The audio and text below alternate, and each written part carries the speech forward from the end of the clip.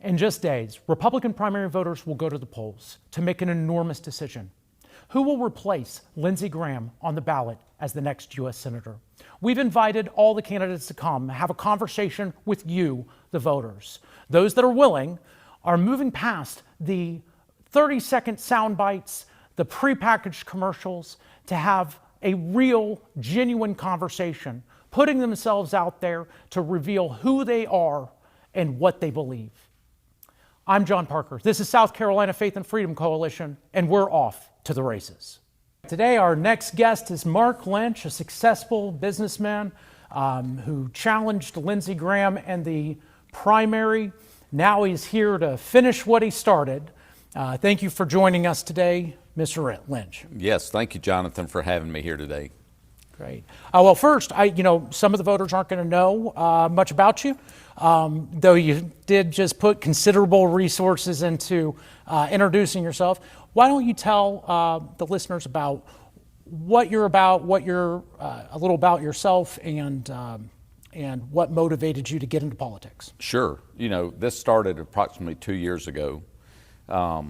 We were called by God, and we were kind of pushed by people that know us from our political activist group, the United Patriots Alliance, that we formed back in 2020.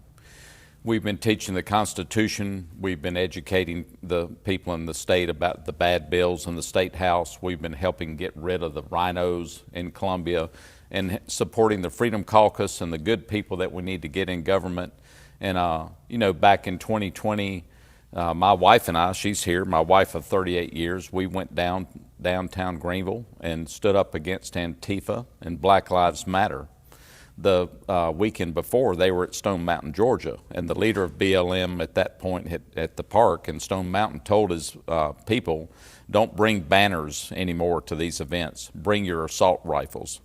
So we went loaded, and we took our M4s and we went down there, and about 3 other people did, and a state authorized militia by the Secretary Mark Hammond of the state of South Carolina signed their charter, and they were there. They showed up, and we were putting up with Islamic leaders and communist leaders of Black Lives Matter and Antifa with banners behind them that said F-U-C-K America on them, and our mayor gave them a protest permit from like 10:30 to 3 that afternoon. And I don't put up with that. If we hadn't have gone that day, they would have burned our history museum to the ground and toppled our statues, and it would have been a bad day. But that's me. I don't put up with stuff like this. I was born in this country. That was our town. We went and fought that. We fought during COVID in 2020. We have an appliance and furniture, TV, bedding store, and we've been very successful. I've grown our business 35 times when I bought it from my dad back in 1983, and we have had 5 employees at the time. We have 110 now. God's the owner. We have a chapel in our business, and we have church twice a week with 2 different pastors for our employees. They're our most important assets, and our business has grown to that level, debt-free. And so, but we're a family business. We're not a national chain store. And during 2020, during COVID, big box stores could stay open, but family businesses had to close and go home, wear a mask and social distance and all that garbage. We saw what it was. We're all essential. Yeah. They closed churches, but they left abortion clinics open, right? And I appreciate men like John MacArthur in California that fought and kept his church open and got arrested and got sued, and finally they went to court and they won. And he produced the documentary, The Essential Church. Those are the people I hang out with, people that are patriots in this country. Today we have enemies that are here. We have traitors, or we have patriots. And that's why I'm running to bring a true patriot into the U.S. Senate that will represent South Carolina and American first values. So that's me. And so doing these things and people seeing how I respond and what I'm doing as a leader in the community, running a successful business, being married 38 years, being an ordained deacon in our church at Burnsview Baptist Church, people are ready for a Christian, somebody that won't compromise, that shows the fruit in his own life all these years. And we're ready to go. So it's God's calling. I'm willing to take it and go and make a difference for South Carolina and bring true patriot values back into America today. So if you were to win here, you would be filling some really big shoes and a rich heritage in South Carolina of some senators that have had outsized influence, regardless of where you are on policy. Strom Thurmond and Lindsey Graham, Hollings, Tim Scott, Jim DeMint, just 5 senators since 1956, right? What qualifications do you think South Carolinians are looking for in their next U.S. senator, and how do you have them?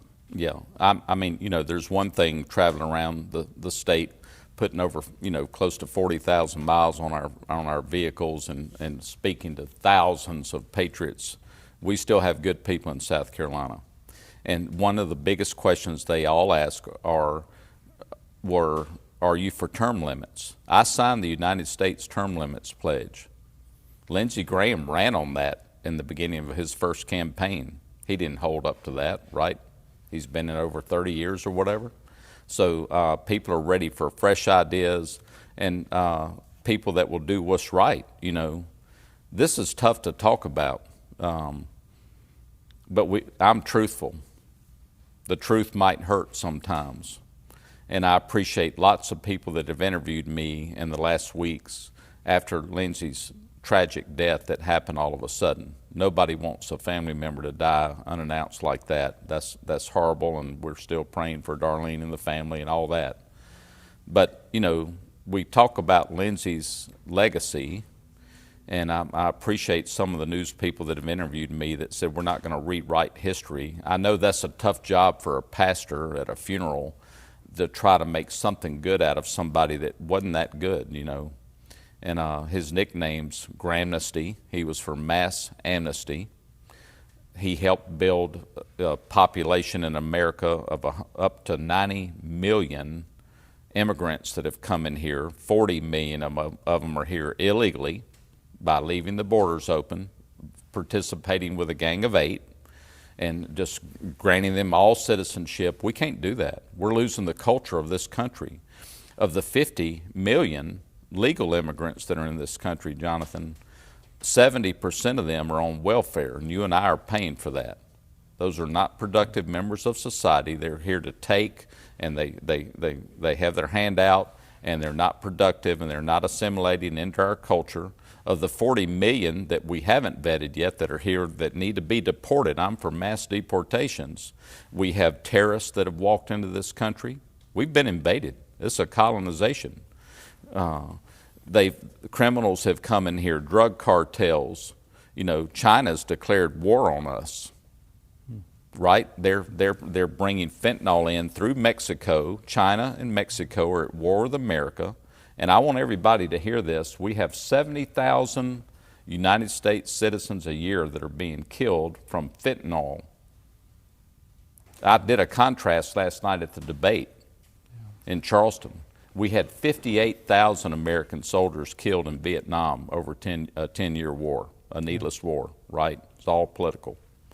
And God bless the Vietnam veterans. They never got welcomed home. Welcome home. You guys served and you took care of each other and watched each other's backs in a war you should never have been sent to because we weren't allowed to win it. Why are we there? Americans tired of those things. But fentanyl's killed 70,000 on average a year. We're now looking at numbers that tell us the facts are like 400,000 Americans are killed by fentanyl. And so the blood's on somebody's hands for that. If you're for mass amnesty and open borders and you're funding illegal aliens, in the fourth quarter of 25, Lindsey allocated $5.67 billion, voted for $5.67 billion in the fourth quarter of 25, and the first quarter of 26 to be allocated to fund illegal aliens in this country. Money we don't have at $39 trillion in debt. If we're going to print money, why don't we give it to our veterans or something? People that were born here that were willing to sacrifice their life to protect the freedoms we all enjoy. Instead, that money went to people we don't even know. Are they terrorists? Are they criminals? Are they drug cartel members? Are they the people here raping and murdering our children? We got to weigh out all the consequences this cost. And, you know, Ralph Norman and I got into it a little bit in the debate the last couple of nights. And he said, this is just silly foolishness, stuff that's being talked. This stuff isn't true. It's not silly and foolish to me. That's not why I'm running, because the problem starts at the people that are in office in D.C. and in our state house in South Carolina that are not holding the line, that are signing things, they're taking the money, they have a career step. I've been in this race since the beginning. Nobody wanted to go up against Lindsey Graham. I did, and we almost got 30% of the vote. First time running against him. Yeah. They spent over $50 million in PAC money and everything attacking me, making up lies about me because they knew they didn't want to get me in, because I'm not going to be controlled by big money. I won't take a penny from AIPAC. That was a question we got all through the campaign season. Will you take money from AIPAC? You know, and I love Israel. Which we're going to get into Israel here in a little bit. My Savior was the King of the Jews, Jesus Christ, right? But I don't work for Israel. I work for y'all. I work for Americans and South Carolinians. Which you've covered a lot of different issues here already. Yep. I'd like to, as we're digging deeper into some of the policy issues, I'd like you to finish this sentence to start out for me. America's biggest threat is? Our own government. And why is that, and what can we do about that? Because they're the ones funding the destruction of America. We're not dealing with the problems right here at home. You know, Lindsey was for going all over the world, starting endless, needless wars, when we have Islamic terrorist camps right here. I've mentioned that to Ralph. For over 43 years in York County, one of the first of 132 terrorist training camps is in York County. It's called Islamville. Where is this? In York County. In York County, there's an Islamville. You can go to YouTube and search for Islamville, and you'll see a news report from their local news back in like 2006 about a training camp there. They were all concerned about it. It's 2 miles from a nuclear power plant. And, you know, working with the highest level of national security consultants in this country since 2014, that's another reason I got asked to run, because I have a deep understanding of what's going on with Islamic infiltration in America. Working with John Guandolo, who's one of the heads of the Anti-Terrorism Division of the FBI, meeting with General Mike Flynn in those meetings. He's fully endorsed me. He's a real, true patriot. It's about exposing the truth at whatever the cost. Fight Like a Flynn. That's a great documentary if you see the persecution he went through trying to fight for our country. You know, we're our own worst enemies, and the people are selling out in Congress. They're taking money, and it's just a fun job for them. And it's not foolishness that we're talking about or silly stuff. This is serious business.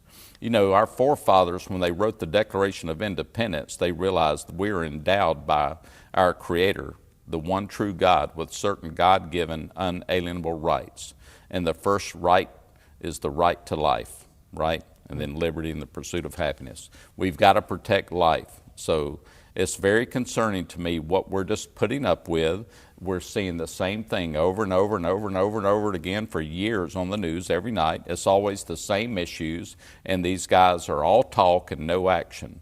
I'm a finisher. In our business, Jonathan, we have to go in and open the door, and we have to win every day, or we'll go bankrupt. We won't be in business. And we fought all the giants in our business and furniture and appliances, and these are the ones that aren't here any longer. But we fought against them and won. Circuit City, H.H. Gregg, Sears and Roebuck, Montgomery Wards, Leach Mir, Kmart, J.M. Fields. We can go on and on and on. We're still here. So I know how to fight against the Goliaths in my life. I've persevered and come out on the other side. I've gone through the fire and things in my life, and I've persevered, and that builds character. And I'm an ordained deacon in our church, like I shared. And we need godly character to go to the Senate, somebody that can hold the line. Yeah. And that's me. To shift gears to another issue that many of the voters they listed as their top issue, they're very concerned about, is the inflation and the rising costs of living.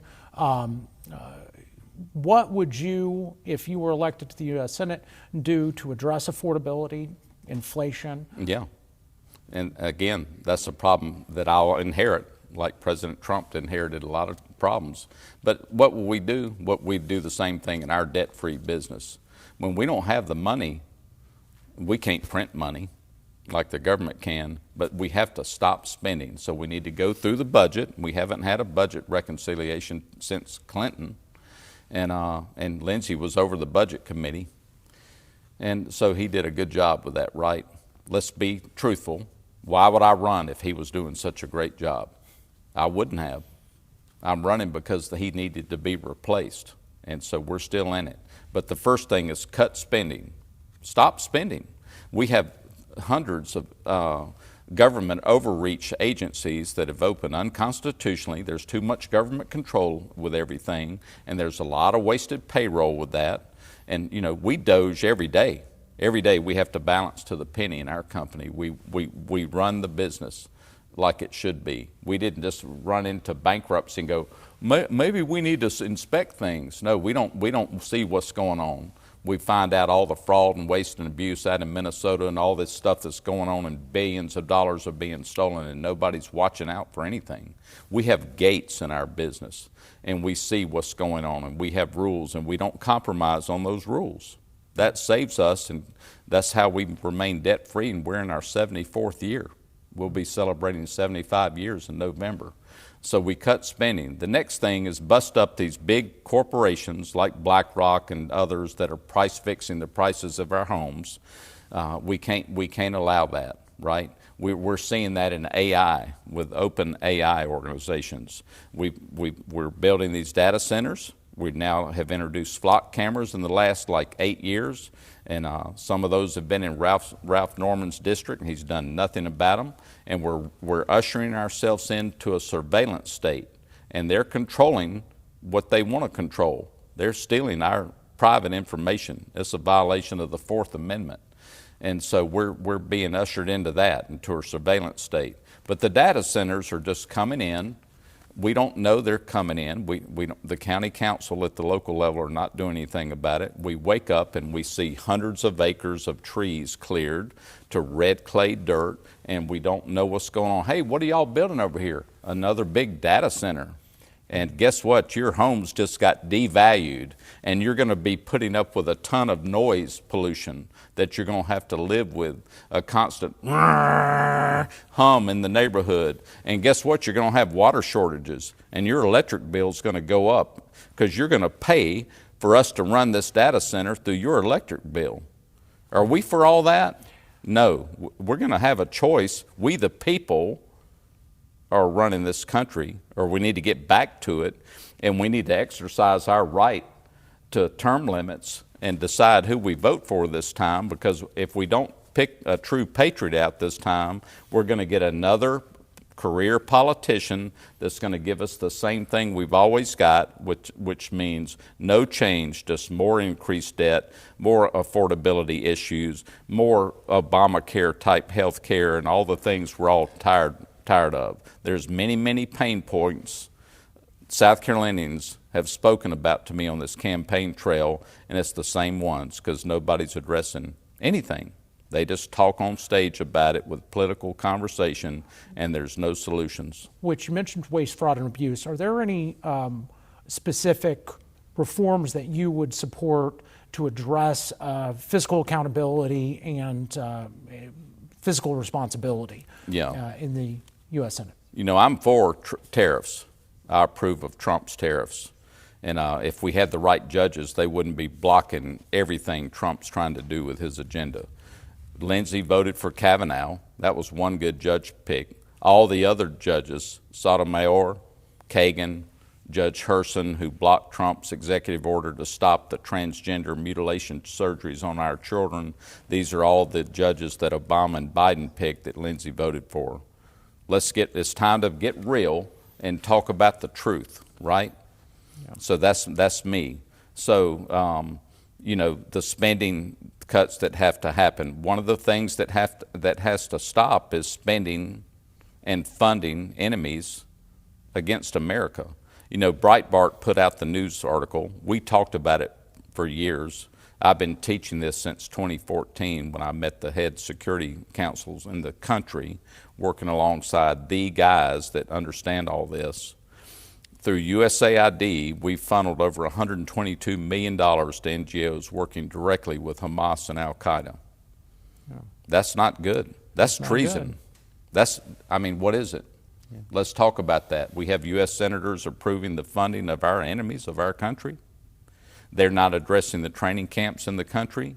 We have mosque littering Dallas. We have a mayor in New York now, and we heard about him being a Muslim for the first 2 weeks. Later, you never heard of that again. All they talked about is he's a socialist, a democratic socialist. The worst thing he is a Muslim. Ask Great Britain how they're doing with a Muslim mayor. Which, thinking about the border, because that's another issue that the UK is facing. We know that you're for securing the border. We've seen Trump do what he can to start moving us in that direction. But what about legal immigration?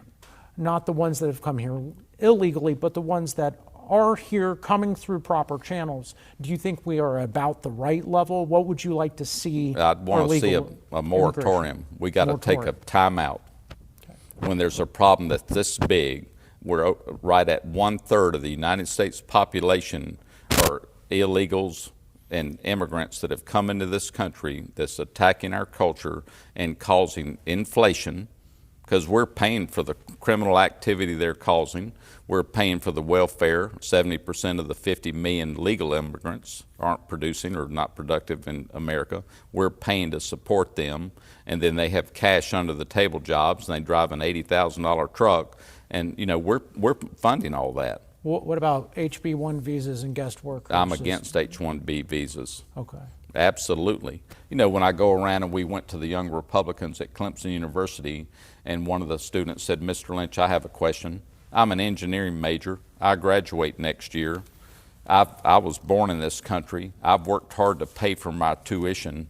When I graduate, I'm going to be competing against immigrants that have come over here, and their country's paying for their tuition. They'll never assimilate into American culture, and they'll take my job for half the pay, a fair wage for what my diploma will bring. And I was born here, and I don't have the American dream. I'm fighting against people that are coming here and going to school for 9 months a year. They could care less about our country, but they're going to take my job for half pay, and it's just a waste of these 4 years or 5 or 6 years, if a master's degree and whatever. So what are we going to do? You were talking about data centers earlier, mm-hmm. and AI is an issue that I think it has the potential to completely transform our society. And what role do you think Congress has in the AI debate? Should it be regulating? Should it be regulating data centers? And on the other hand, and working to protect American workers, but on the other hand, you have this conflict with China, and if you cut off data centers, then you have, you lose the race with China. Yeah, well, I don't know if we're losing any race with China. What our stats show is we have approximately 5,000 data centers in this country, and China has 500. And the data centers to the population ratio, we're well ahead. This is still the greatest country in the world, and we're doing good things, but are we controlling the dangerous part of AI, the dangerous part of the data centers? I mean, we just talked about the example of what it's doing to our neighborhoods and the power and the water and the noise and everything, and we've got to have a say-so. We're gonna do what we got to do to advance technology, but we've got to embrace it, study it, and we can't let our kids' minds go to waste. Sure. There's nothing that'll replace God's creation with our human mind. So on that scale, you would lean more toward the regulation and tamping down on that, slowing down that innovation, and less to the side of worrying about the national security and the race with China? Yeah, I mean, we need to worry about the national security threat data centers and AI brings to Americans, to our children's minds. We need to be thinking and reasoning and making decisions ourselves. Yeah. It's good for research, just like the internet. Evil took a hold of the internet, way before the Christian community started doing something good with it. And so we gotta think about things and not rush into stuff so fast and just let the wild, wild west happen like the internet was. You know, when that happened, I spoke to Jim DeMint about this. We weren't collecting taxes in South Carolina. People would come in our store, showroom us, and go out of state and go home online. We would educate them on how to pick out a big $30, $40, $50, $60,000 kitchen, spend hours with a customer. They'd go home and order it from New York and save 6% sales tax. Nobody was collecting sales tax all over the country. Everybody was transshipping and breaking distribution laws. The customer was winning, and there was no taxes collected. So finally, after Main Street Fairness Group started lobbying in D.C. and fighting that for our industry, we started seeing some changes, and the manufacturers started shoring that up and started making our franchise agreements hold that we can't transship and ship stuff over 150 miles from our bricks and mortar location. The internet's fine, but it can't be just anything goes. Which you touched on earlier a little bit with Israel, and there's certainly a strain of skepticism around Israel online among some young conservatives. How do you see the alliance with Israel, and what is the proper position for the United States and Israel's relationship? Yes, I love Israel. Like I say, my Lord and Savior was the King of the Jews. We've gone to Israel. The true Israeli Jews love America. We love them. They're our ally. We have to help them. But as a businessman, we're bankrupt. We're $39 trillion in debt. We keep kicking the can down the road. I hate to see the generation that has to take the can and do something with it when the music stops and they got to find a chair to sit in. So we're going to have to eat the bullet and go through those hard knocks and stop spending and start paying this debt off. When the wind quits blowing, America's over. You know, so we're blessed still. God's waiting. But Israel, we don't have the money to fund everything Netanyahu wants to do. The young generation is furious about that. And so, again, I work for America. I support President Trump. We can't let Iran have a nuclear weapon. I don't think they have one anymore. I'm like you. I only have access to certain information the news is sharing with us, and if it's fake news, we're not getting the truth. It's hard to find that, but we've got to focus on the war at home. So that means, so if I'm understanding correctly, you're saying that you'd basically kind of pull back from Israel, and there'd be some conditions on. What kind of conditions would you have on your support for Israel? We got to see what, listen, I'm a fighter. And if you come into my home tonight, we have guns. And if you try to rape my wife or hurt us or kill us, you're probably going to leave in a bag. Okay. We got to protect America against real. I'm not breaking into your home tonight, by the way. we got to protect America against real threats. Okay. When I swear my oath to be a U.S. Senator, I'm sworn to defend against all enemies, foreign and domestic, and that's what I'll do. That doesn't mean fund everything for everybody else and go fight every other country's war for them and get involved in wars we don't have any business getting involved in. Lynch did that. He was known as a warmonger.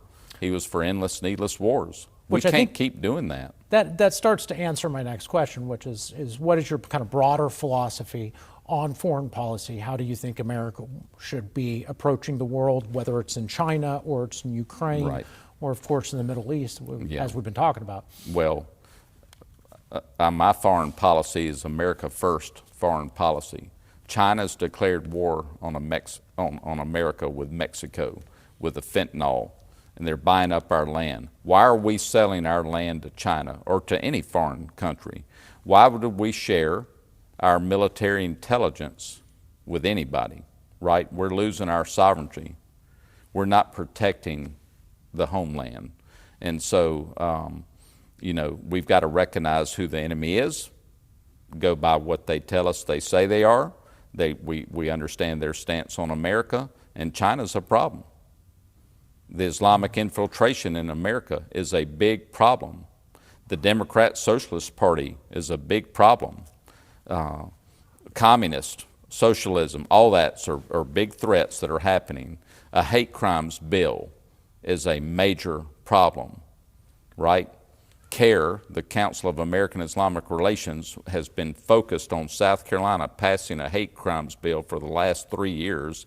I've tried to speak at the State House and talk to our state senator and get them to understand what they're fighting against. CARE, our group busted back in 2006 in the office in D.C. and found over 12,000 documents that proved everything was related to bin Laden and the taking down of the buildings on 9/11. There was over $12 million that was funneled to Hamas in Palestine at that point. That led to the Holy Land Foundation trial in Dallas, Texas. The Holy Land Foundation was the banking entity they funneled the money through, because that sounds good, Holy Land Foundation.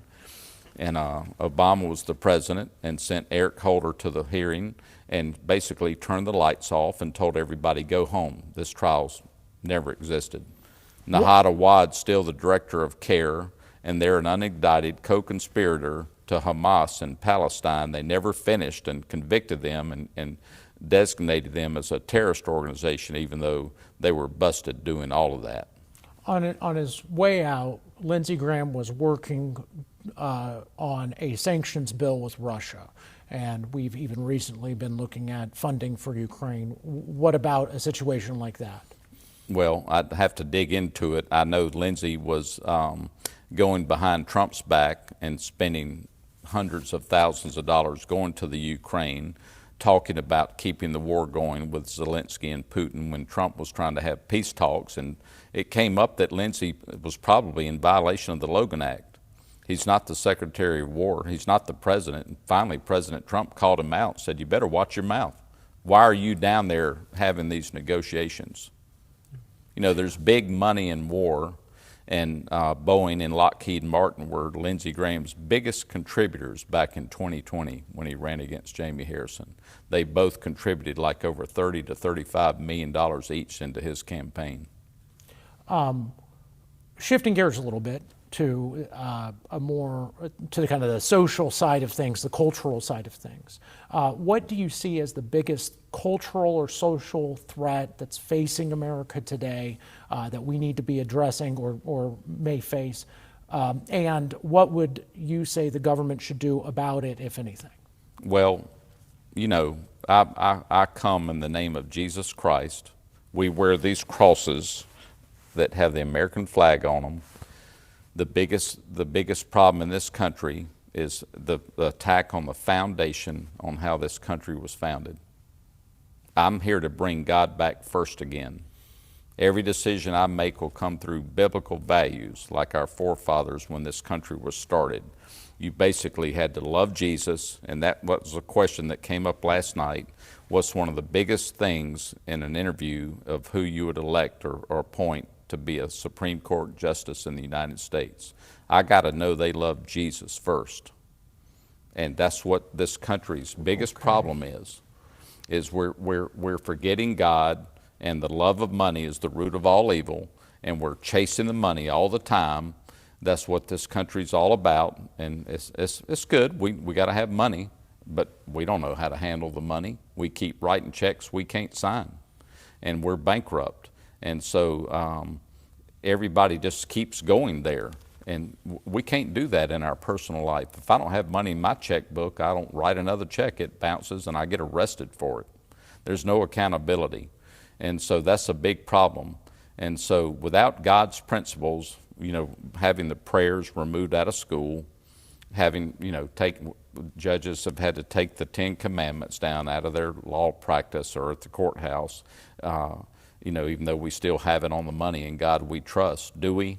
We got to get back, and there's got to be a revival, and we've got to end the biggest thing on my platform is I'm 100% pro-life. We've got to quit killing our own unborn children that have equal protection rights. I'm endorsed by Equal Protection South Carolina, and Abby Johnson, one of the best advocates for life in the country, she's given me her endorsement. And God's hands are off.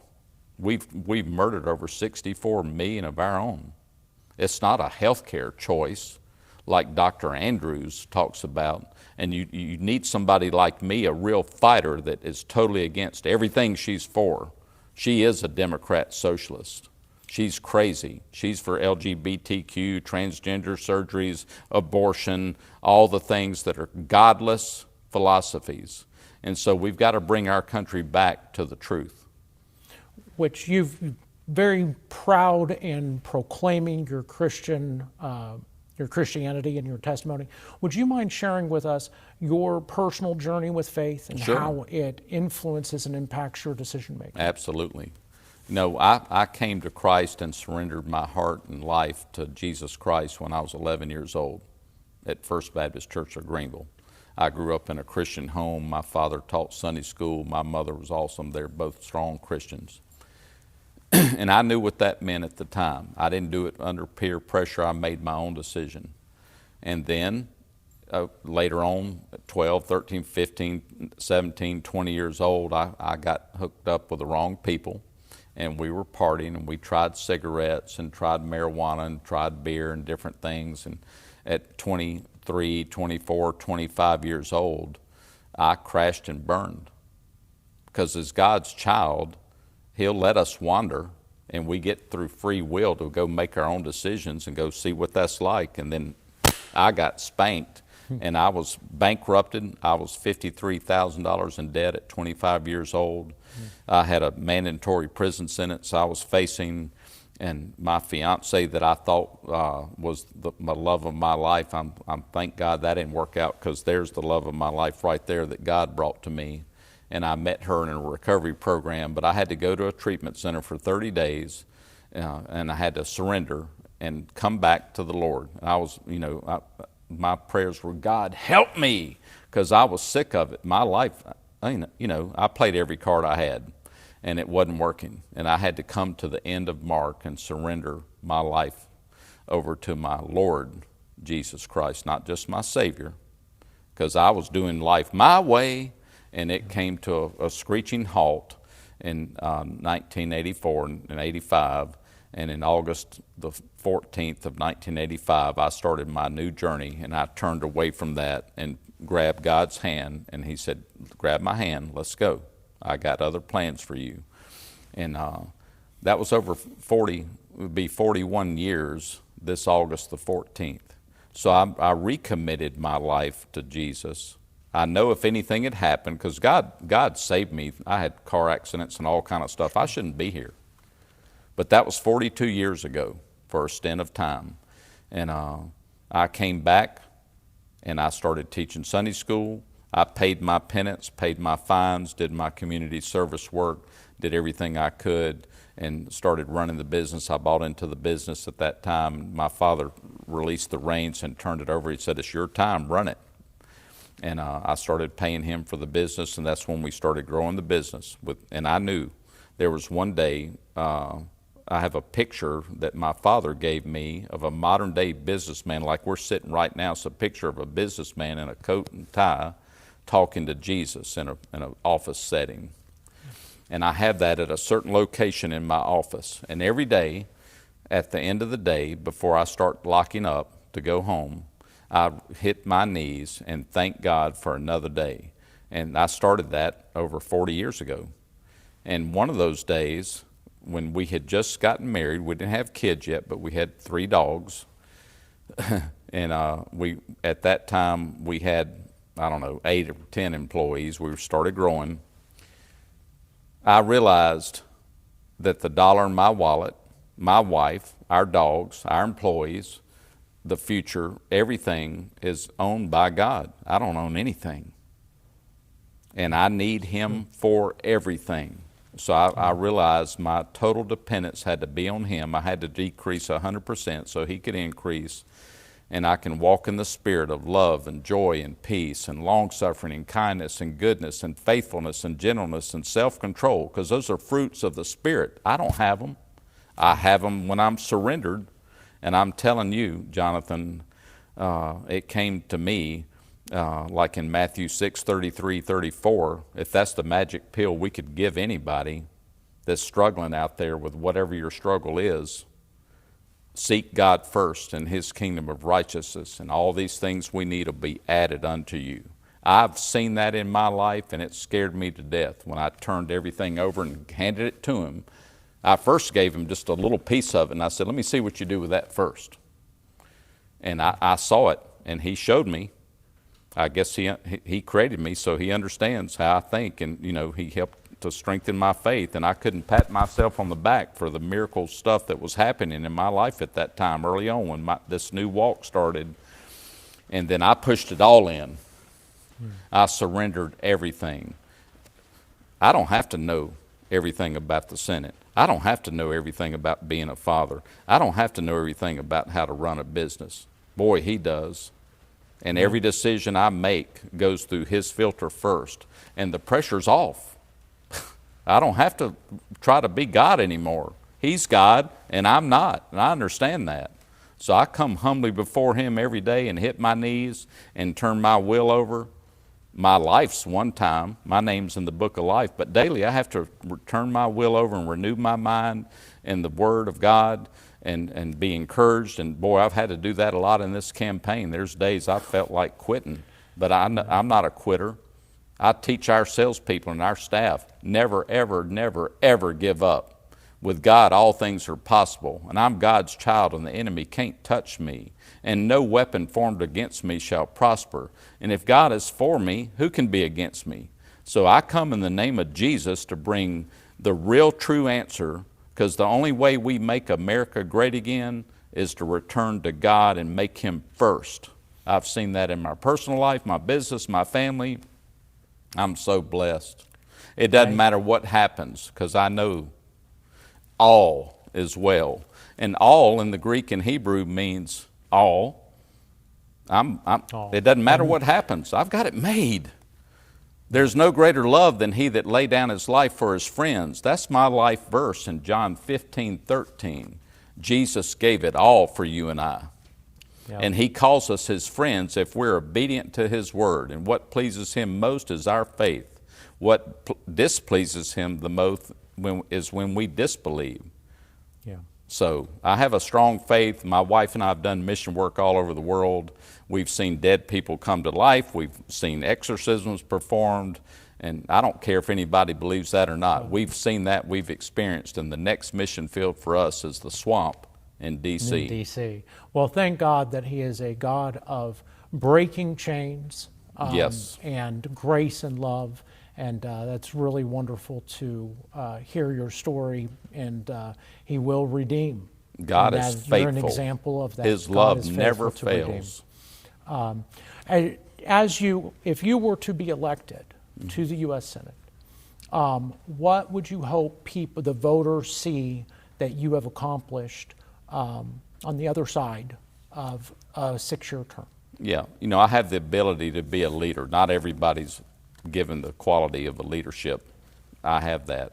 I speak up when we go to our buying group meetings. 3,000 dealers in the country that sell appliances and furniture and bedding and TVs to fight against the big box stores. And when the president of an international or national corporation comes in, like Whirlpool or Sony or whoever, some of them are afraid to bring up the problems we're dealing with.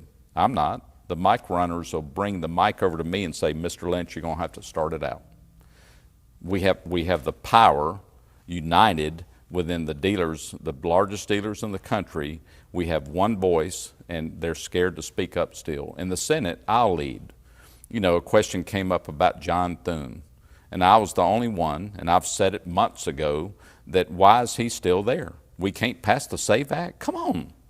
And the SAVE Act is crazy. It's a component of an undealt with border situation. So now we gotta change our laws and make sure we have proof of ID, which we should. That's the most important thing we can do, is have safe elections and proof of citizenship. We used to not ever worry about that. Which I didn't ask you. If they had with the Save America Act and election integrity, would you support the nuclear option and do a filibuster or end the filibuster in order to pace? We'll nuke the filibuster. We don't do that in our business.